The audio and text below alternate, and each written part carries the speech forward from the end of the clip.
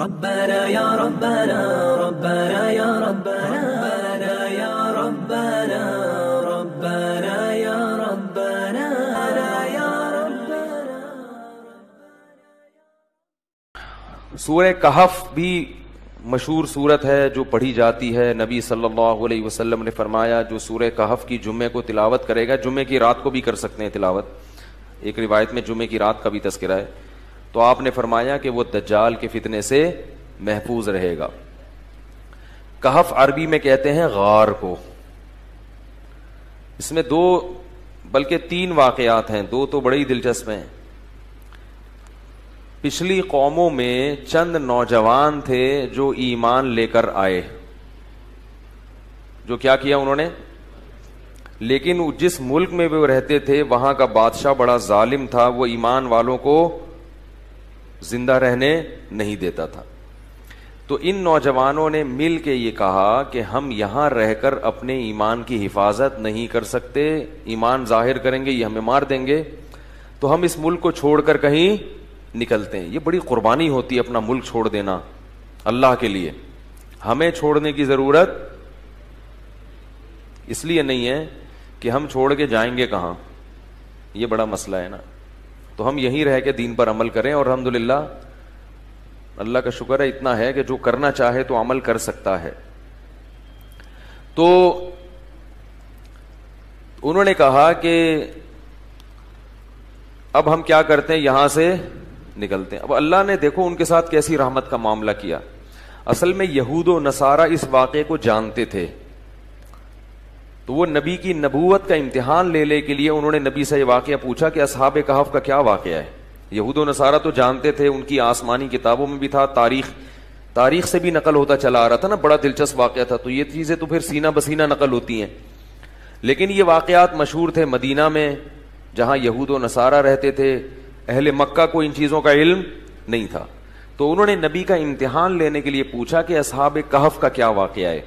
تو اس پر اللہ تعالیٰ نے سورہ کہف نازل کی اور بتایا انہم فتیۃ آمنوا بربہم, چند نوجوان تھے جو اپنے رب پر ایمان لائے. اکثر توبہ کی توفیق جوانی میں ملتی ہے, چاہے گناہوں سے توبہ کرنی ہو یا کفر سے توبہ کرنی ہو. میں نے بوڑھوں کو بہت کم دیکھا اسلام قبول کرتے ہوئے, بلکہ دیکھا ہی نہیں. جتنے میں نے غیر مسلمان ہوتے ہوئے اپنی زندگی میں دیکھے ہیں وہ سب کیا ہوتے ہیں, جوان, حالانکہ اس وقت مزے اڑانے کی عمر ہوتی ہے.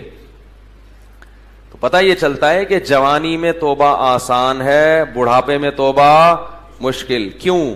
جوانی میں جیسے گناہوں کا جوش ہوتا ہے تو گناہ سے بچنے کا جذبہ بھی جوانی میں ہی پیدا ہوتا ہے, کیونکہ جوش کا ہونا ضروری ہے گناہ کے لیے بھی اور توبہ کے لیے بھی.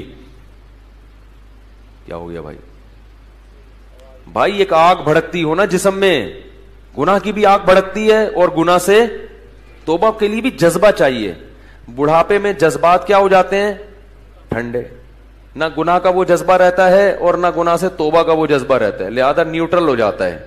بس جس حال میں جوانی گزاری اسی میں رہتا ہے, کہتا ہے چھوڑو اب کیا توبہ کرنی, بس آرام سے مجھے زندگی گزارنے دو, مرنے دو آرام سے, چاہے وہ کافر ہو یا گناہگار ہو.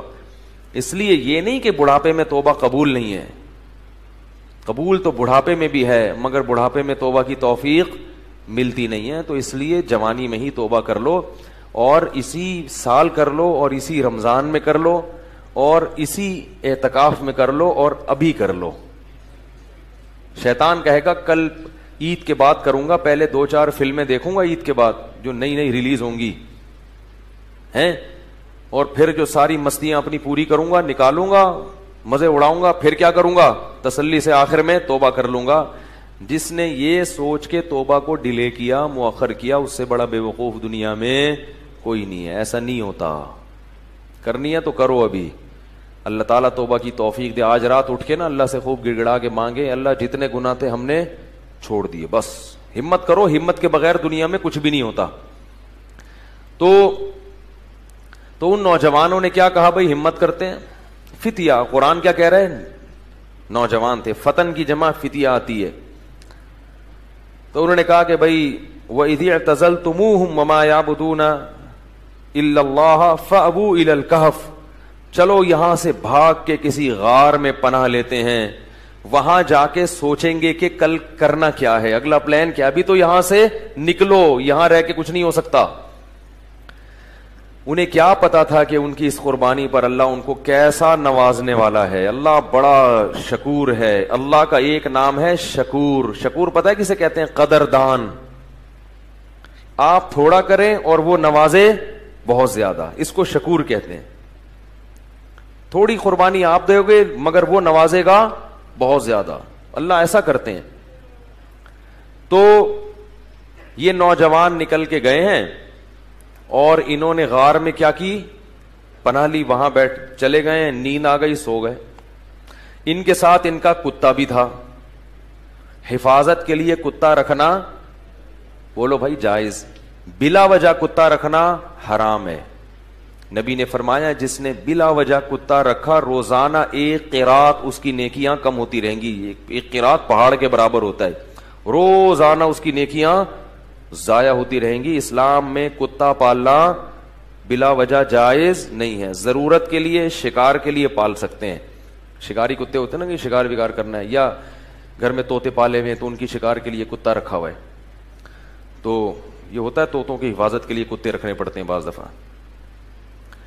تو لیکن کتے کو بتا دیں کہ صرف طوطوں کی حفاظت کے لیے. لوگ کتا پالتے ہیں ڈاکوں سے حفاظت کے لیے, اس کو بتاتے نہیں ہیں, وہ ہر ایک کو کاٹنا شروع کر دیتا ہے. تو وہ اپنا کتا بھی ساتھ لے گئے حفاظت کے لیے کہ بھائی کہیں پہرے وہرے کے کام آئے گا. تو غار میں ان کو نیند آئی اور کتا کہاں بیٹھا ہوا ہے؟ غار کے کنارے پہ. وہ حفاظت کے لیے بیٹھا ہوا تھا کہ بھئی کوئی آئے گا تو بھونک کے ان کو بتائے گا بھئی بندہ آیا ہوا ہے کوئی. تو اب جو ہے قرآن کہتا ہے کہ ہم نے ان پہ نیند کو مسلط کر دیا, سو گئے. وَلَبِثُوا فِي كَهْفِهِمْ 300 سِنِينَ وَازْدَادُوا 9. 309 سال سوئے ہیں. کتنے؟ 309 سال. وَنُقَلِّبُهُمْ ذَاتَ الْيَمِينِ وَذَاتَ الشِّمَالِ. اگر انسان ایک ہی پہلو پہ لیٹا رہے نا تو زمین کھا جاتی ہے اس کو. تو اللہ فرماتے ہم ان کو کروٹیں بھی دلاتے رہے. وَتَرَى الشَّمْسَ إِذَا طَلَعَتْ تَزَاوَرُ عَنْ كَهْفِهِمْ ذَاتَ الْيَمِينِ وَذَاتَ الشِّمَالِ وَإِذَا غَرَبَتْ تَقْرِضُهُمْ. جب سورج نکلتا تھا تو وہ بھی کترا کے نکلتا تھا. روشنی جائے گی مگر تیز دھوپ نہیں جائے گی, تاکہ سورج کی جلن, سورج کی کرنیں ان کی اسکن کو خراب نہ کریں. اور اللہ فرماتے ہیں 309 سال تک کتا جس انداز میں بیٹھا رہا ہے, لَوِ اطَّلَعْتَ لَوَلَّيْتَ مِنْهُمْ رُعْبًا وَلَمُلِئْتَ مِنْهُمْ فِرَارًا. وہ کیا ہے؟ لَوِ اطَّلَعْتَ عَلَيْهِمْ لَوَلَّيْتَ مِنْهُمْ فِرَارًا وَلَمُلِئْتَ مِنْهُمْ رُعْبًا. کہ تم اس کتے کو دیکھتے تو روب کی وجہ سے وہاں سے بھاگ جاتے. اللہ نے کتے پر ایسا روب ڈال دیا کہ کوئی بھی اس کے قریب پٹک نہیں سکتا تھا, تاکہ ایسا نہ ہو کہ 309 سال میں ظاہر ہے کتنے لوگ یہاں سے گزریں گے, غار میں جا کے ان کو کوئی نقصان نہ پہنچائے. تو کتے کی ایسی وحشت. 309 سال کے بعد اللہ نے ان کو اس دوران کیا ہوا, وہاں حکومت کا کیا ہو گیا, بادشاہ مر گیا, پوری رعایا تبدیل ہو گئی, کوئی نیک بادشاہ آ گیا اس ملک میں جو توحید پرست تھا اور نیک لوگوں کی قدر کرتا تھا. پوری رعایا تبدیل ہو گئی, حکومت تبدیل ہو گئی 309 سال میں. تو یہ 309 سال کے بعد سو کے اٹھے ہیں. اب پریشان ہے کہ یار ہم کتنا سوئے ہیں.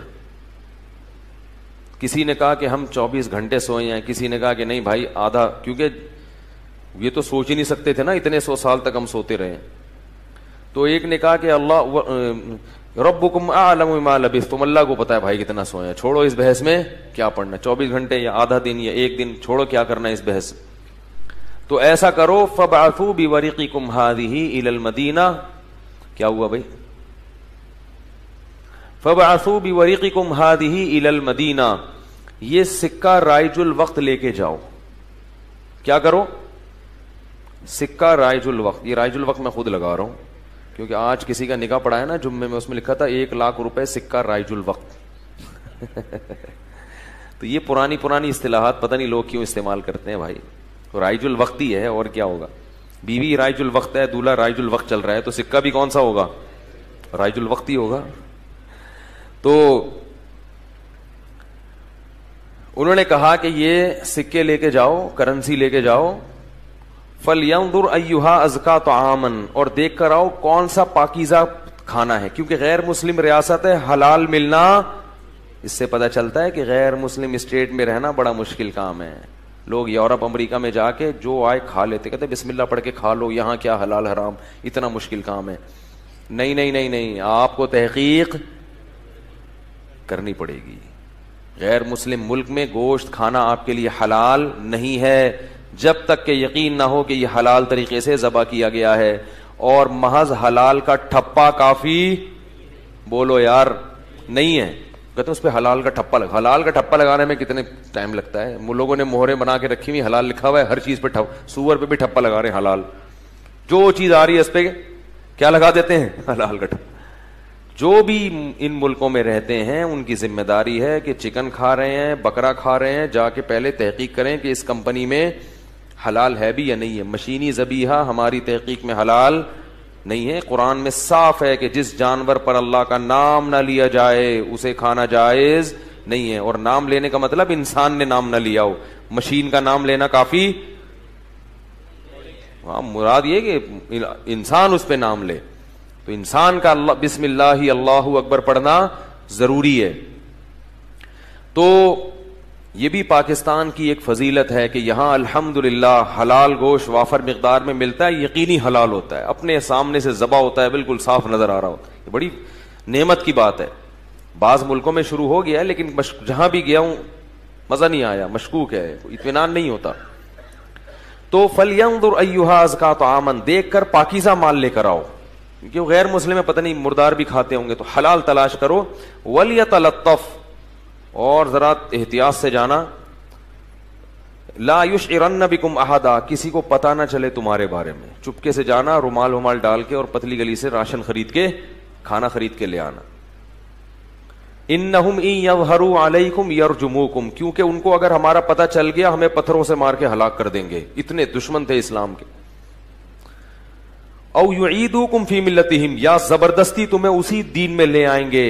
ولن تفلحوا اذن ابدا, پھر تو تم کبھی بھی کامیاب نہیں ہوگے, تم نقصان ہو جائے گا. ہم تو نہ اس دین میں دوبارہ جا سکتے ہیں اور نہ ہم قتل ہونا چاہتے ہیں کہ پتھروں سے ہمیں کوئی ہلاک کرے. لہذا چپکے سے جاؤ اور پتلی گلی سے واپس آ جاؤ. وہ جب چپکے سے گیا تو وہ دیکھ کے حیران ہو گیا, یہ کیا ہے بھائی, یہ تو وہ علاقہ ہی نہیں ہے بھائی. تو علاقہ ہی چینج ہو گیا ہے. علاقہ کیا ہو گیا ہے, چینج ہو گیا ہے. سندھ والے جو ہے نا علاقے کو کہتے ہیں علاقہ, کہتے ہیں علاقے کی بات ہوتی ہے بھائی. تو یہ تو پورا علاقہ چینج ہو گیا. تو وہ حیران کہ وہ بادشاہ کہاں ہیں. انہوں نے کہا کہ وہ بادشاہ تو بھائی 300 سال پرانی بات ہے, اس کے زمانے کی تو ٹرینیں بند ہو گئی ہیں, کون سے بادشاہ کی بات کر رہے ہیں. اس نے کہا بھائی وہ بادشاہ, انہوں نے کہا بھائی وہ پرانے زمانے کا قصہ ہے. انہوں نے پھر وہ کرنسی دکھائی, انہوں نے کہا یہ کرنسی تو 300 سال پہلے اسٹیٹ بینک نے پابندی لگا دی تھی, یہ کون سی کرنسی لے کے گھوم رہے ہو.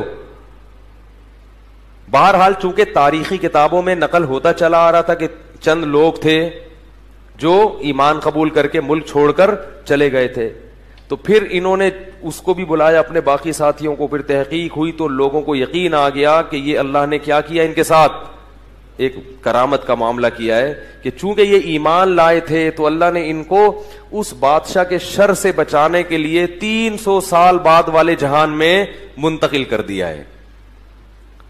تو اب لوگ ان کے عقیدت سے ہاتھ پاؤں چومنے لگے اور وہ بڑا ان کی جو ہے نا عقیدت اور محبت کرنے لگے. اور ان کے انتقال کے بعد وہاں انہوں نے لوگوں نے ایک مسجد بنائی اللہ کو یاد رکھنے کے لیے. تو یہ مختصر واقعہ قرآن نے اصحاب کہف کا بیان کیا ہے. اسی صورت میں حضرت موسیٰ علیہ السلام کا بھی ایک واقعہ ہے. حضرت موسیٰ علیہ السلام نے صحیح بخاری میں آتا ہے کہ اللہ